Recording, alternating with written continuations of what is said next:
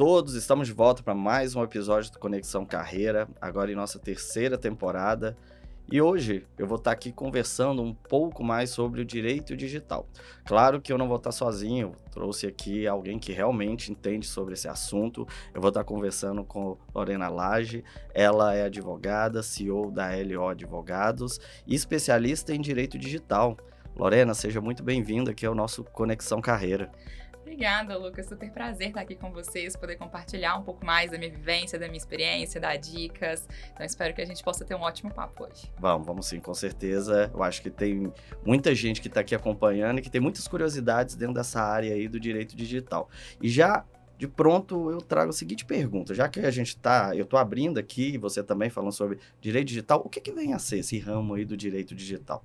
Perfeito. O direito digital é uma área de estudo, né, dentro do direito, que se especializa e se propõe a estudar de uma forma mais aprofundada as questões que conectam o direito ao ambiente digital, ao ciberespaço, né, a forma por meio do qual a gente se insere nesse ambiente digital e que a gente pode se relacionar, comunicar com pessoas para além ali do mundo físico que a gente estava acostumado. É uma área que está em crescente desde a popularização da internet no Brasil na década de 2000 e especialmente nesse momento que a gente passa por uma transformação digital, para um próximo passo aí de sociedade digital, tem demandado muito dos profissionais, né? Eu costumo falar que essa é uma área que aos poucos ela vai se conectar às demais áreas do direito de uma forma conexa e próxima e não tão independente como é hoje.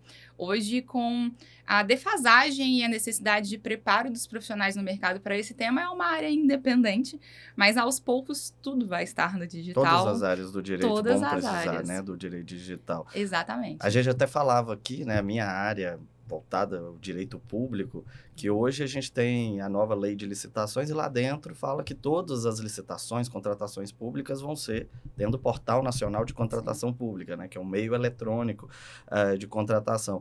Então, ou seja, todas as áreas, né, você falava da questão dos cybercrimes, né, então, ou seja, todos os profissionais vão precisar de uma forma ou de outra trazer para dentro da sua área o direito digital, né? Mas, Lorena, como que surgiu esse interesse, né? Porque isso, você conhecendo do direito digital, hoje você traz um diferencial de carreira. Sim. Como é que surgiu esse interesse de seguir, vamos dizer, esse segmento aí do direito digital?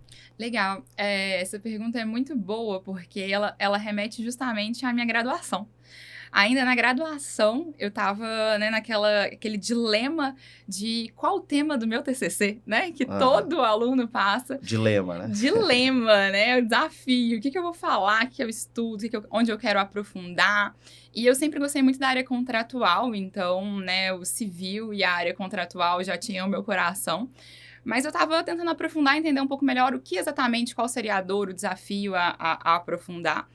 E hoje, né, um amigo, Nelson Rosenwald, à época, no livro do Rosenwald, de Direito Civil, eu fui procurar ali entender um pouco melhor o que eu poderia estudar, uma coisa diferente, que eu saísse além ali do que eu estava acostumada na faculdade, sempre fui muito curiosa. E me despertou um debate relacionado a contratos eletrônicos, sobre a validade desses contratos eletrônicos, assinaturas eletrônicas. E a partir desse parágrafo no livro do Nelson Rosenwald, eu comecei a pesquisar, né? Poxa, eu não vi falar sobre isso durante a minha faculdade, durante a minha graduação. Por que eu não vi falar sobre isso? Quais são os desafios relacionados ao digital? E um parênteses, porque eu fui programadora durante a minha adolescência, eu desenvolvi em Java, eu tinha essa base da tecnologia, mas quando eu comecei a cursar direito, isso tinha ficado guardado, sabe?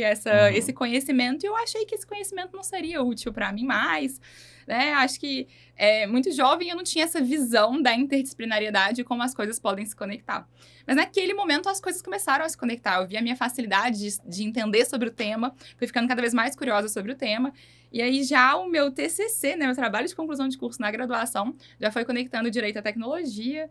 Dali em diante, até de uma forma muito autodidata, porque era muito difícil achar materiais, cursos, conhecimentos relacionados a direito e tecnologia. E eu comecei a estudar, aprofundar. Fiz uma especialização em Direito Civil, mas que eu voltei toda para o estudo de contratos eletrônicos, meu mestrado a mesma coisa. Então, eu fui direcionando a minha carreira a partir dessa curiosidade que me surgiu de pesquisar um tema a mais, ainda na graduação. Então, abriram muitas portas para mim a partir dessa curiosidade, desse interesse de ir um pouquinho além.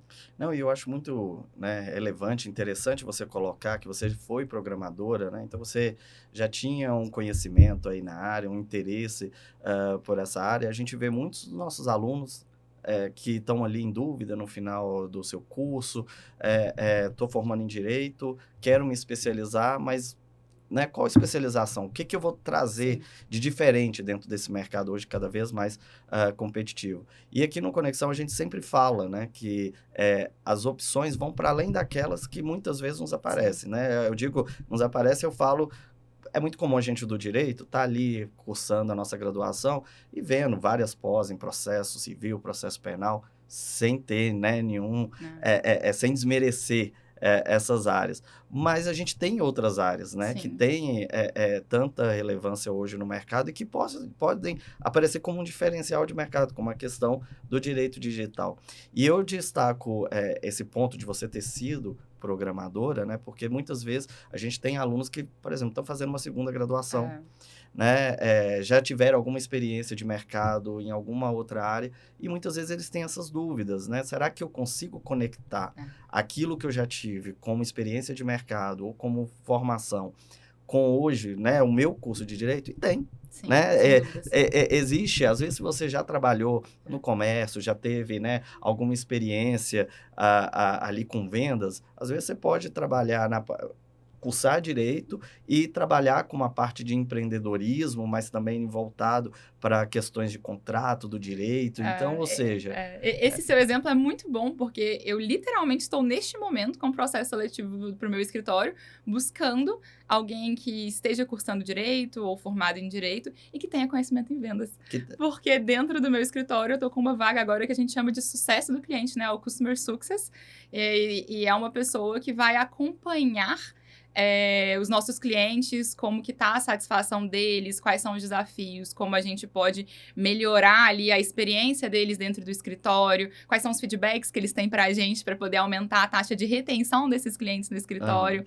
Então, é interessante trazer justamente esse exemplo, porque é justamente isso, tem tantas oportunidades dentro do direito, né? Eu estou com uma outra vaga aberta no meu escritório, que idealmente, se for alguém relacionado a direito, né, e tiver uma vivência em direito, ótimo, mas é uma vaga para o marketing do meu escritório.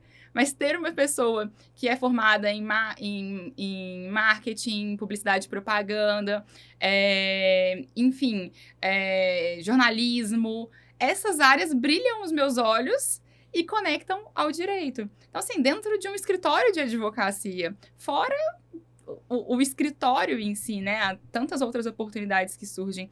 Mas eu vejo e eu sinto que as pessoas, às vezes, elas não conseguem fazer essa conexão como você trouxe. De uma experiência que ela tem, de habilidades que ela tem. Até porque existe a famosa síndrome do impostor, né? A pessoa sempre pensa que não sei nada, ou não sei tanto, ou não sei para onde seguir. O meu conhecimento é inútil, né? Eu contei, eu mesma não tinha a visão de que um conhecimento que eu tinha em programação seria um diferencial para a minha formação em direito depois. Existem tantos exemplos de conhecimentos, de habilidades que nós, enquanto seres humanos, temos, e essa é a nossa diferença, né, inclusive da inteligência artificial e das tecnologias, mas nós temos habilidades inerentes ao ser humano, específicas, tanto de soft ou hard skills, né, as habilidades aí, técnicas e não técnicas, comportamentais, que vão nos diferenciar enquanto profissional. Só que a gente tem que ter um autoconhecimento e a gente precisa abrir a mente, expandir a mente nessa visão. O que eu sei? Eu já fui vendedor? Né? Eu sou bom de comunicação. Bom, né? Quais são as habilidades? O que você tem? Onde você pode agregar? E você pode... E é importante, inclusive, conversar até com pessoas ao seu redor, né? Amigos, familiares. O que você acha que eu sou bom? Quais são as minhas habilidades? O que você admira em mim? Né? Que demonstra um diferencial.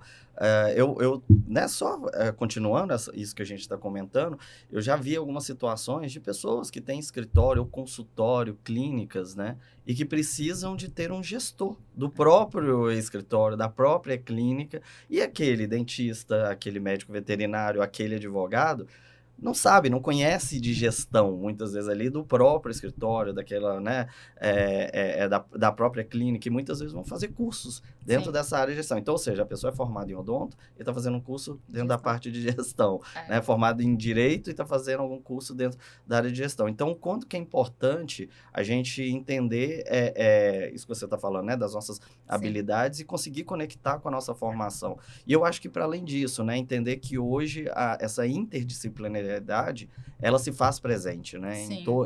Em todos os ramos, em todos os cursos, né? Sem dúvida alguma.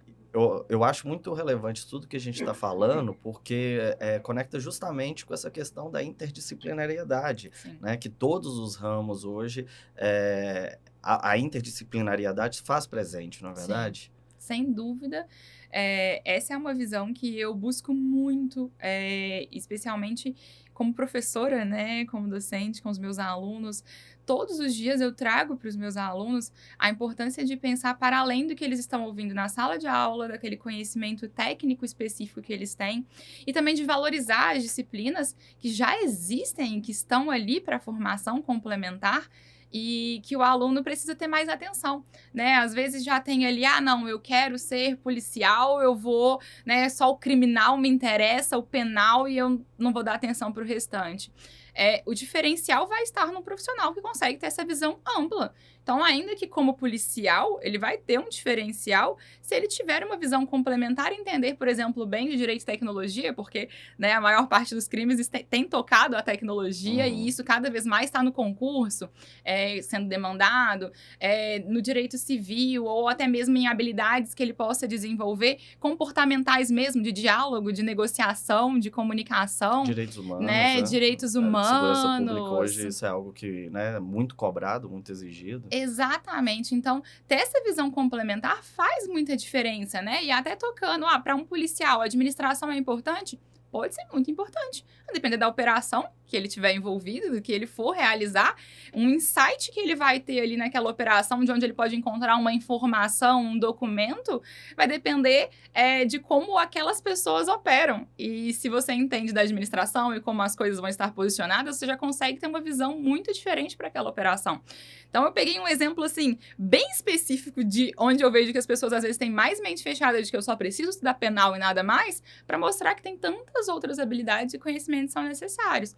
Mas falando especificamente na minha área de atuação, né, no direito digital, no direito de tecnologia, quando a gente fala de tecnologias, a gente tem aí 8, especialmente, tecnologias de quarta revolução industrial, que são as disruptivas do momento, e outras que têm surgido de forma contínua. Mas quando eu converso com os meus alunos, eu vejo o diferencial que cada um pode ter e se desenvolve melhor dentro dessas tecnologias por conhecimentos que eles já têm, né? Lá no escritório mesmo, recentemente, estava conversando com um estagiário meu que ele eu não sabia, ele está fazendo direito, mas ele é formado em química, técnico em química. Esse conhecimento de química dele permitiu nos apoiar em situações e estruturações que a gente está fazendo de clientes relacionados à biotecnologia. Interessante. Então, essas visões complementares que a gente tem fazem uma diferença muito grande. Hoje, né? São fundamentais. São fundamentais, né? hoje no mercado. A gente pensar que formou, né? Graduou ali. É óbvio, a graduação é extremamente importante, mas o diferencial vai estar justamente, né, nessa... você saber trazer as suas habilidades, saber identificar, né, justamente tudo aquilo que agrega no seu dia a dia e que faz parte do seu próprio comportamento, da sua forma de agir, e que vai servir para, né, o seu próprio exercício profissional de alguma forma. Agora, a gente está falando muito sobre, né, nós enquanto advogados e do direito e tecnologia. A gente comentava aqui um pouquinho antes, né, da gente iniciar o nosso bate-papo, sobre a necessidade que outros profissionais têm também de conhecer do direito da tecnologia. Se você puder falar um pouquinho para a gente sobre essa necessidade que vai para além do próprio campo do direito? Perfeito, sem dúvidas. Eu costumo falar que quando a gente vai desenvolvendo na nossa carreira, quanto maior a amplitude do nosso conhecimento, maior o diferencial hoje, né? Algum tempo atrás, a gente tinha a visão de que você tinha que ser muito especialista e saber muito de algo. Ok, é interessante, é relevante. Mas ter essa visão generalista hoje, ela é muito mais valorizada e muito mais demandada no mercado, né? Inclusive, falo isso até pelas contratações que eu faço no meu escritório. Quando eu vejo ali que a pessoa tem visões complementares e que vão permitir agregar ainda mais para o que ela se propõe a fazer no meu escritório, isso faz muita diferença para mim. E é levado em consideração, e eu sei que não só para mim, né? Esse é um exemplo, mas do mercado como um todo, como a gente tem dialogado. Eu, às vezes, vou conversar com empreendedores, eu presto muita mentoria para empreendedores na área da tecnologia. E aí, às vezes, né, já aconteceu de ouvir do empreendedor, nossa, mas eu odeio direito. E a minha resposta é, você decidiu empreender, né? Você vai precisar ter esse conhecimento, você não vai precisar ser um advogado, mas você vai precisar ter a visão técnica relacionada ao direito. E eu tenho essa visão até para mim, né? Formei em Direito ou advogada, mas hoje sou CEO do Elio Advogados, que é um escritório especializado em startups e empresas de inovação. Eu precisei aprender sobre contabilidade, sobre marketing, sobre publicidade, sobre finanças, precisei aprender e me desenvolver na área comercial, que é a área que eu lidero hoje no escritório, inclusive, e precisei me desenvolver nesses conhecimentos. Então, os profissionais precisam ter essa visão mais ampla e interdisciplinar, porque esses conhecimentos se conectam, né? Um empreendedor, um administrador, alguém que vai administrar uma empresa, ele tem que ter a visão para além da administração. Ele tem que ter a visão também no que vai conectar no direito, para saber dialogar com um advogado que vai estar ali prestando suporte. Ele vai ter que ter uma visão de contabilidade, de contábil, para ter esse tipo de troca. Ele vai ter que ter a visão do marketing para tomar uma decisão acertada e compreender e saber como manusear. Ele tem que saber sobre tecnologia, né? Tomada de decisão hoje está muito baseada em big data, né? Em bancos de dados, em metodologias relacionadas especificamente com a aplicação de inteligência artificial. E ele tem que saber um pouco disso, porque senão ele fica nas mãos de um outro profissional às cegas. E isso não te torna um bom profissional. Te torna uma pessoa dependente que não vai saber ter essa tomada de decisão. Então, esse diferencial de ter essa visão interdisciplinar, ela é necessária, né? Antigamente a gente falava de ser desejável. Hoje ela é necessária, ela é imprescindível. Não é possível você se desenvolver e ter um diferencial de mercado sem ter essa visão interdisciplinar. Eu costumo falar em sala de aula que os alunos precisam ser mais autodidatas. Sim. Né? Eles precisam... Ótimo que a gente está ali e que eles tenham a oportunidade de ter professores, pessoas especialistas em cada segmento para trazer informações, para trazer o direcionamento, mas se existe ainda aluno que acha que ele foi para a sala de aula, ouviu aquilo, saiu e... Perfeito, ele vai cursar, né? Ele pode ser um aluno exemplar, tirar 100 em todas as disciplinas nessa visão. Mas se ele não for além do que acontece na sala de aula, ele não buscar essa visão interdisciplinar, né, não buscar ter este conhecimento das áreas correlatas que tocam a área de interesse dele, de interesse de atuação, ou que ele já tem de conhecimento que ele pode desenvolver e conectar com a área que ele está estudando e aprofundando, essa pessoa vai ficar defasada no mercado. E as próprias novas metodologias buscam o que você está falando, né? Quando a gente fala de sala de aula invertida, quando a gente analisa as novas metodologias, elas buscam justamente estimular esse lado mais ativo, né? Proativo do aluno na busca pelo próprio conhecimento, né? Não é mais só aquela figura do aluno ficar ali sentado, recebendo, né, informações o tempo inteiro. Passividade, aquela passividade, mas é ele também, né? Buscar correr atrás, ter uma postura mais proativa, né? E só voltando ao que você estava falando, que a gente estava comentando, quando a gente percebe hoje, por exemplo, você trabalha no comércio, você tem uma clínica, por mais que você possa não achar, mas você precisa conhecer um pouco do direito e de tecnologia, né, dessa parte de tecnologia, porque, por exemplo, a gente está lidando no dia a dia hoje com vários contratos digitais, né? Então, por mais que eu esteja ali dentro do meu consultório, dentro da minha clínica, vira e mexe você vai ter que lidar com alguma situação e aí surge aquelas famosas dúvidas, né?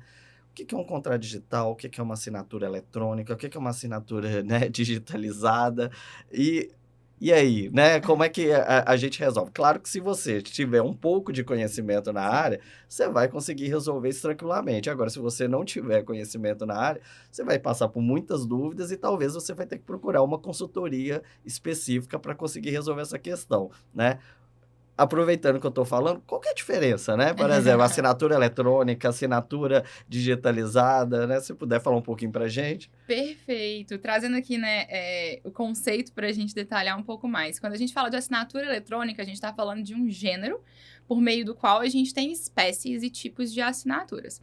Então, a assinatura eletrônica é o gênero que abarca qualquer tipo de assinatura que envolve o ambiente digital. Então, qualquer tipo de autenticação, de validação que uma pessoa está assinando, dando ok, né, para um ato no ambiente digital, assinatura eletrônica. Então, a assinatura eletrônica é, por exemplo, né, às vezes as pessoas não param para pensar nisso, mas o seu acesso ao seu e-mail, que você vai entrar lá no Gmail, por exemplo, coloca o seu e-mail e sua senha. Isso é uma assinatura eletrônica, né? Você está usando aí fatores que autenticam e validam que você é você e você quer acessar aquela informação com um código que foi previamente acordado com aquela empresa para identificar que você é você. Então, a assinatura eletrônica se refere a qualquer tipo de assinatura no ambiente digital. A gente tem um formato mais específico, que é a assinatura digital, que foi instituída pela MP 2202 de 2001, que é o formato trazido pela ICP Brasil, com uma técnica mais complexa, que vai emitir ali um certificado digital junto a um protocolo de um sistema internacional para identificar que a Lorena é a Lorena, né, que o Lucas é o Lucas, e que vão te permitir validar e assinar documentos no ambiente digital. Essa é a técnica mais complexa que a gente tem em termos de segurança, de maior nível de segurança, mas a gente pode usar outras técnicas e outros formatos. Aí seria assinatura digital mesmo. Assinatura digital. Né? Então, certificado digital, essa técnica mais complexa que a gente emite um token ali junto a uma autoridade de registro, essa técnica mais complexa é o certificado digital, é a assinatura digital. Mas existem outros tipos de assinaturas, né? Eu posso, como eu disse, me identificar por meio de fatores de autenticação para acessar um banco, por exemplo, por meio da minha biometria, por meio de um scanner facial, né? De formas que vão permitir identificar que eu sou, de fato, eu mesma e que eu valido aquela assinatura. E posso usar de plataformas de assinatura eletrônica, né? Eu, particularmente, gosto muito da ClickSign, que é uma empresa brasileira e que faz ali as validações para confirmar que uma pessoa, ela mesma, fazer a tranca, né? O fechamento da assinatura de um contrato no ambiente digital e impedir que ele seja alterado, adulterado posteriormente. Então, não é o formato que se utiliza da ICP Brasil, do token, mas é um formato válido desde 2001 também, né? E que permite validar a assinatura de uma pessoa no ambiente digital. E tem muita dúvida quanto ao que você trouxe da assinatura digitalizada, né? Então, a pessoa imprime um papel, assina, né? De forma, nada amigável analógica com o meio ambiente, assina, digitaliza aquilo, inclusive joga o papel fora, né? Essa forma de assinatura de imprimir, assinar e digitalizar é só um meio de prova. Né? Não é, de fato, uma assinatura que vai tornar aquele documento um título executivo. Ou a gente faz o documento totalmente no ambiente físico, então eu imprimo, assino, entrego para o Lucas assina no mesmo papel, no mesmo documento, a gente pode até digitalizar para ter aquele documento como prova, mas eu tenho que guardar o original. Ou a gente faz tudo realmente no ambiente eletrônico. E aí, a gente vai usar de plataformas que permitem esse tipo de assinatura, né? Ou vai estruturar formas, né? É muito comum hoje, tem várias empresas que fazem isso, de estruturar a assinatura eletrônica dentro da própria plataforma, como bancos têm feito, já fazem há mais tempo, né? E outras plataformas, de uma forma geral, já conseguem estruturar esses formatos de autenticação e de validação da assinatura eletrônica a partir do ambiente digital. O gov.br é válido, né? O Gov é válido, né? E é um formato gratuito disponível pra gente, né? Atualmente, tem muita gente que desconhece, mas se você faz ali, e hoje em dia a gente precisa fazer, né? Pra realizar vários atos da nossa vida ali enquanto dentro, cidadão. Muita gente, igual você tá falando, eu quis citar, né, o gov.br, porque muitas pessoas estão acompanhando, falam assim, mas eu não tenho, né? Eu não sou assinante de nenhuma dessas plataformas, mas a gente tem uma que é gratuita, né? Perfeito, É o que é o próprio gov.br. Então, se você precisa assinar assinar algum documento eletronicamente, você pode, né? Igual você falou hoje, tudo a gente precisa ter um cadastro lá no gov.br. Se você já tem um cadastro, fique sabendo que você consegue fazer uma assinatura eletrônica lá pelo gov.br, né? Eu mesmo utilizo bastante. Perfeito. Eu também, ainda que eu tenha, né, a plataforma que eu assino, para situações pessoais, com frequência eu uso o gov.br, até porque o do gov.br está mais disseminado em termos de conhecimento quanto à validade. Não que estes outros formatos não sejam válidos, porque eles são válidos, né? A gente tem a validação da legislação, a gente tem um entendimento já do STJ desde 2018 para validação dessas assinaturas eletrônicas, mas existe um desconhecimento muito grande das pessoas. A gente costuma falar que as pessoas são neofóbicas com relação à tecnologia, Sim. né? Então, se é válido, se não é válido desde 2001. Mas, se a pessoa tá com 2001, receio... ou seja, muitos anos aí já. Muitos anos. Mas se a pessoa tá com receio, se utilizar do gov.br, né, que traz essa autoridade, essa seriedade por ser relacionado ao governo, é um formato que a gente consegue trazer mais tranquilidade para as pessoas que estão se envolvendo naquela relação que está sendo constituída. Eu acho que, né, você trazendo essa explicação pra gente, né, o que vem a ser a assinatura eletrônica, a digital, a digitalizada, né? Você já prestou uma consultoria aqui que vai ajudar muita gente a saber diferenciar, né, cada um desses instrumentos. Agora, voltando um pouco para a Lorena, né, enquanto profissional. Hoje, você se sente realizada dentro da sua carreira, dentro aí, né, do que você exerce hoje enquanto advogada, enquanto atuante da área desse direito e tecnologia? Muito, Lucas. Eu fico muito feliz e grata, porque eu sei que é difícil, as pessoas às vezes se encontram na sua carreira em períodos diferentes, né? Às vezes lá nos 60 anos, 70 anos, uma pessoa vai se encontrar e tá em tempo. Mas eu sou muito grata e sou muito feliz por ter conseguido fazer essas conexões das minhas habilidades tão jovem, né? Inclusive, esse foi um preconceito que eu enfrentei por muito tempo, porque mulher jovem no mercado de trabalho e tão especialista nova, né? em áreas novas, em uma área tão nova que demanda um conhecimento tão especializado.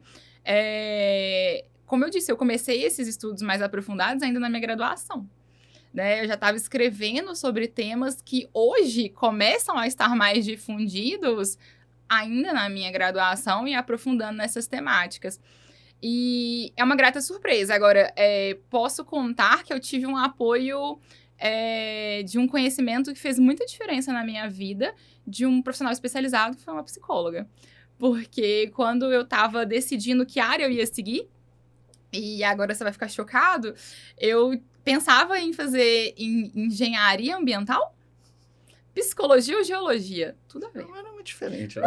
Tudo a ver. Então, a gente vê como, né, tava perdida como a maior parte dos adolescentes, dos profissionais, né? As pessoas estão pensando em entrar no mercado de trabalho, em estudar, né, iniciar a carreira acadêmica, estão. É um dilema que muitas pessoas passam e que eu passei também. Então, gosto de contar isso para não parecer que foi fácil, a vida é perfeita, tudo sempre dá certo. Sempre decidiu, né? Que essa era... Eu ia trilhar isso, né? Tanto que fui desenvolvedora Java, tinha esse conhecimento de tecnologia, mas na época de definir pela minha graduação, eu estava em dúvida entre esses 3 cursos que não tem muito a ver. E aí, resolvi fazer um teste vocacional junto a uma psicóloga com acompanhamento, né? Por cerca de 2 meses. Foi uma oportunidade de um cursinho que eu tava. Resolvi fazer, dediquei. E no final ali, né? No último encontro, a psicóloga me ligou. Eu fazia junto com uma outra pessoa que fazia medicina. Tava querendo largar para mudar pra música. E aí, a psicóloga me ligou e falou, olha, Lorena, eu queria dar o seu resultado separado. Você pode vir separado hoje? E aí eu fiquei, né, o que aconteceu? Um resultado separado, o que tá acontecendo? Mas eu tava crente que eu pensei assim, ela vai falar que é engenharia ambiental e era um ramo muito novo na época, então deve ser para me preparar para isso. Quando eu cheguei lá, ela falou, Lorena, o seu resultado te direcionou para a área jurídica, com uma assertividade muito alta. E como não era uma área que você sequer pensava, né, eu queria abrir sua mente, contar um pouco sobre. E eu olhava pra cara da psicóloga pensando assim...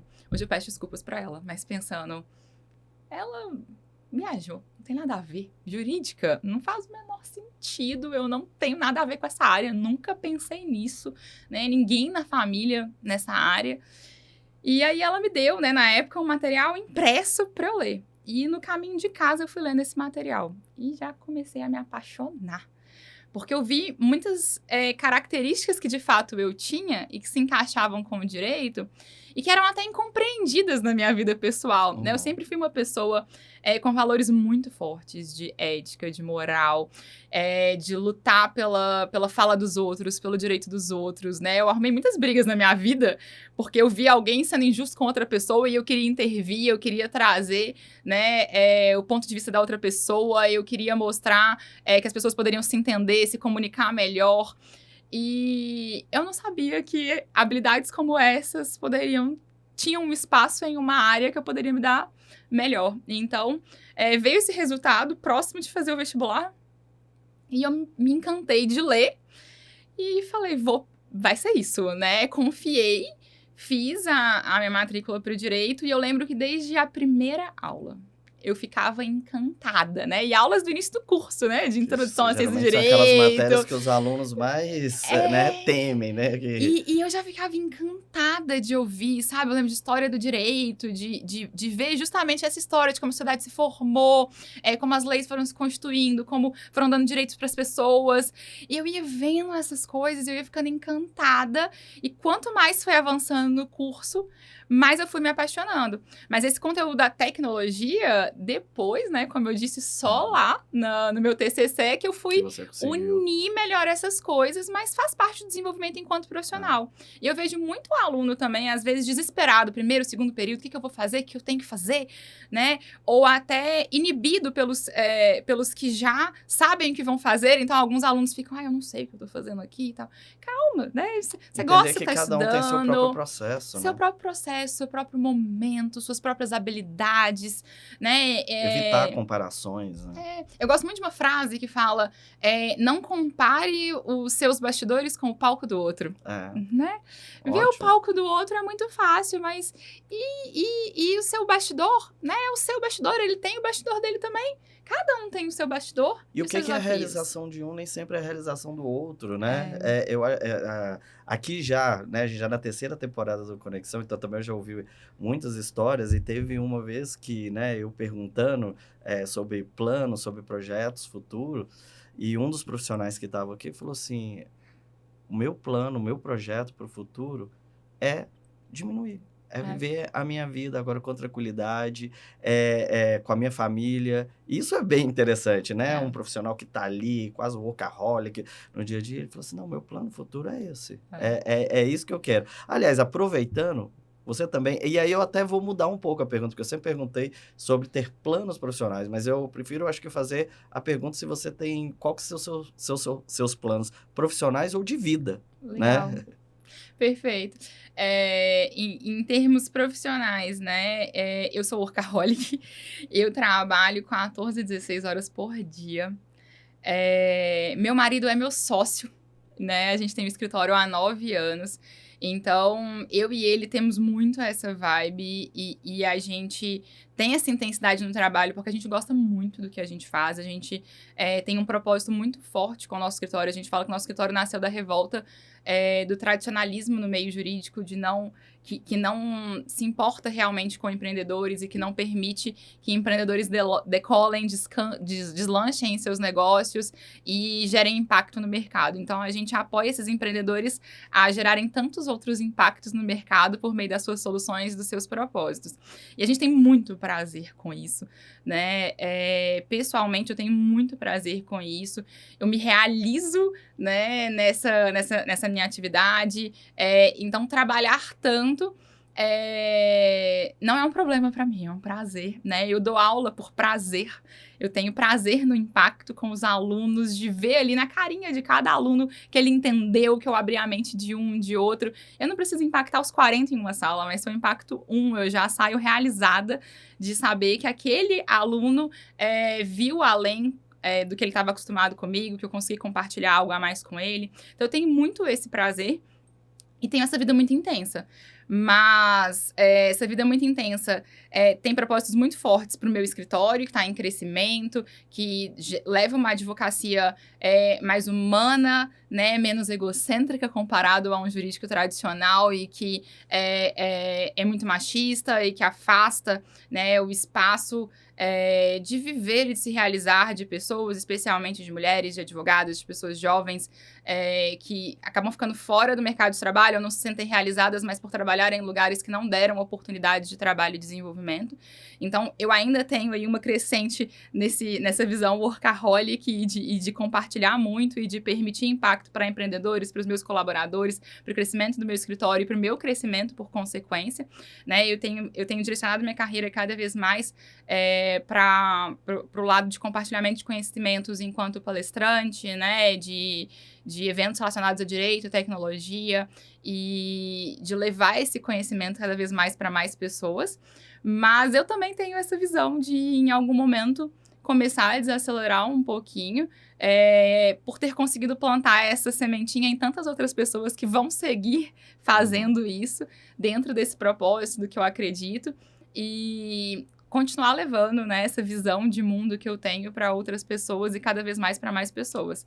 E pessoalmente tenho vontade, né, da minha família, de ter esse espaço e por consequência, né, o desacelerar vem desse pensamento, em ser mãe e em ter esse espaço para aproveitar a vida. Por mais que eu seja workaholic e eu amo isso, eu sei e eu quero ter mais esse espaço aí no pessoal e de realmente entender que eu amo o que eu faço profissionalmente, mas a gente tem que se cuidar também, né? Se a gente não se cuida, eu não vou ter espaço para fazer nada disso, nada desses planos que eu tô comentando e que eu traço para minha vida. Lorena, com certeza, né, você vai conseguir realizar com todo esse seu profissionalismo, né? A gente que trabalha ali na Arnaldo, a gente já ouve falar muito bem do seu trabalho, seja em sala de aula, seja fora da sala de aula, né? Eu tenho certeza que todo mundo que está acompanhando aqui pôde conhecer um pouco mais, né, do seu lado pessoal, né? Porque você falou aí de como que você foi construindo a sua carreira, né? Agora falando dos seus planos. E também pôde conhecer um pouco mais do direito, tecnologia. Então, tenho certeza que foi um papo muito bom, muito proveitoso. Para quem quiser conversar com você, falar, entrar em contato com o seu escritório, você quer deixar algum recado para o pessoal? Perfeito.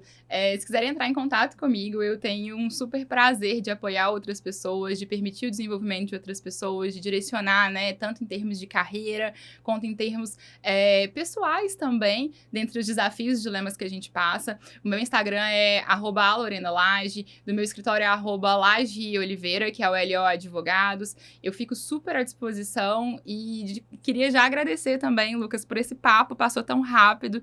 Eu espero que a gente tenha conseguido compartilhar um pouco desses bastidores, dessa realidade, da vida como ela é com outras pessoas, para que elas se inspirem também.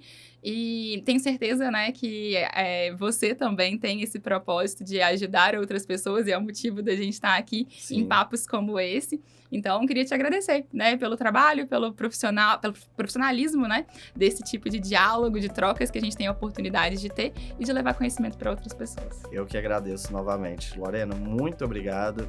E, pessoal, continue acompanhando aqui o nosso canal no YouTube, as redes sociais da UniArnaldo, porque outros programas tão bons quanto este ainda está por vir. Muito obrigado e até a próxima.